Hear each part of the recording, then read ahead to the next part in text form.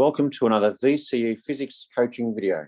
I'm Philip Noonan, and today I'm sharing with you the method I use to track my performance and how I'm going in physics, and in so doing, do it in a way that helps me stay motivated and keep practicing regularly or methodically and get better and better. And I'm sharing it because this is what I'd like for you to have as well. So you're free to see the way I do it, and maybe let me know if you're already doing it the same way, using a spreadsheet, as you can see here, and tracking your numbers. So I've already, in previous videos, discussed how it's best to, after you've finished working through all the textbook exercises, just start doing practice exams. And you can always come back to the textbook if you need to, or you can receive some coaching from your school teacher or a coach like myself if you want to go through any particular problems. But I sit the exam under exam conditions. There's generally only a couple of times a day you can do them. For example, around 6 a.m. till 9 a.m, you generally need 3 hours under exam conditions. And they're hard to sit through initially, although we get better at just withstanding the physical and emotional aspect of it, sitting down through an exam. But then I'll block some time off. So as I said, 6 till 9, or we might sit for 9 till midday if you want to, because that emulates the actual exam timing. But then afterwards, whether it's after morning tea or after lunch, set time aside to work methodically through each question and give it a mark. And I've been tracking it via a spreadsheet. I'll write the marks on the script, but then I'll transfer those also to a spreadsheet. So I've already got, I've got a tab. I've created a tab for each year that's available. So currently, the current course has been going for a few years, since 2017. I've already got a tab set up for 2022 because I'm excited to see the exam, as you will be, and see how we go with that one. But you can see, if I go back to 2021, the way I do it is on the far left, I type in the question number. There's 20 questions in section A, and each of those is worth 1 mark. So the next column shows you the maximum number of marks. I should type max. I have written max there. Okay, but for section A, all you're doing is colouring in a computer input sheet for those ones. There's no working out. It's 1 mark, 20 questions, 1 mark for each question. For section B, you're going to have to manually type the number of questions and the number of maximum marks. Some of those are one-off questions. Some of those are multi-part, like A, B, C, D, E, and so on, for example.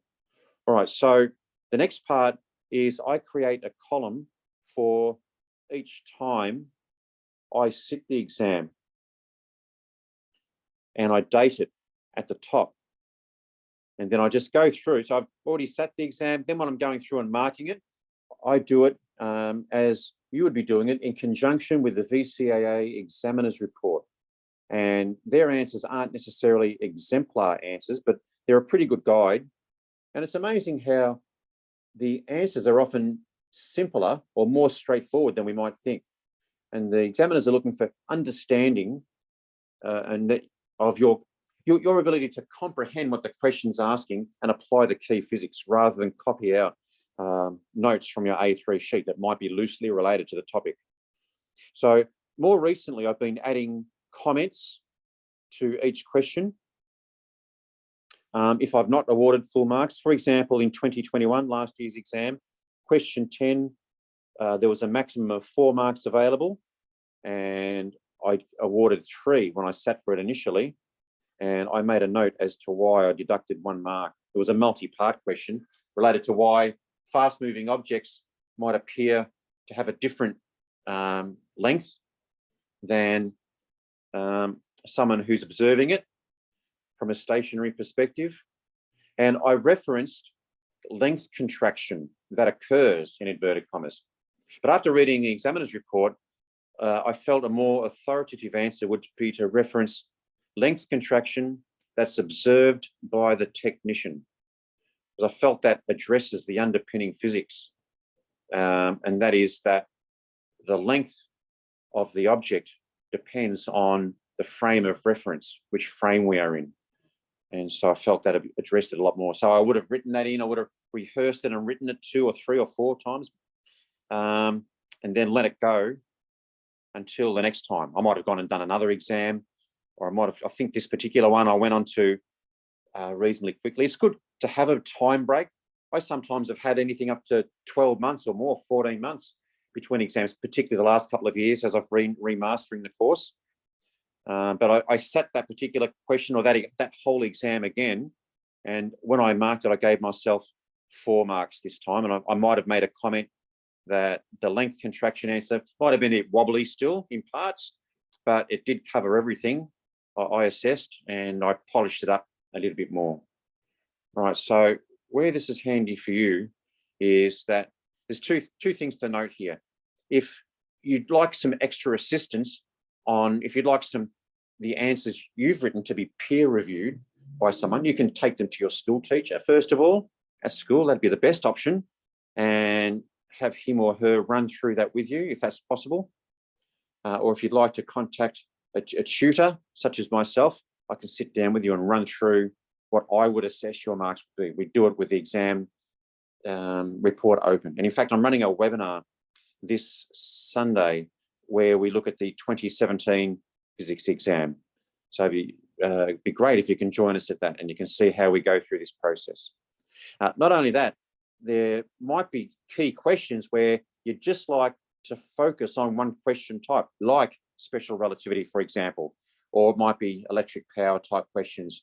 You find you'd just like to hone in on those and get some extra guidance on how you can answer them and get them right and get full marks every time reliably. Okay, so you can see some of the marks I've got there aren't always as high as I would like, perhaps, but it's very important. If I just focus on other years, there's 2020 there. I've done that a couple of times. I've spent some time remastering the course in recent years, and I find I'm getting better and better. And that's 2019. Not sure what's happening. There it is. Okay, so just with each sitting, it's important to date it, and we're getting better and better. And the more you can format your spreadsheets so that you can get more information in there, the better, the more motivated we are. But again, I just want to stress, make a start with the tracking of the numbers. That's the most important. It doesn't have to be perfectly formatted. And a family member might be able to help you format the spreadsheet. All right. Thank you very much for watching. I'm interested to know if you've been already using the same method or how you go about tracking your performance in the exams. If you think it's been useful, what you've seen today, maybe give the video a like and maybe even leave a comment. And again, if you'd like any assistance to help get ready and review the exams, I'm running a webinar this Sunday. My contact details are in the description box, and or we can go through a one-on-one individual session if you like. Or you might simply want to set time aside to go through it with your teacher at school or in your own time. And you can use this for all of your subjects, not just physics. So in the meantime, all the very best with the rest of your preparation for physics and all your subjects. And thank you for watching another physics coaching video.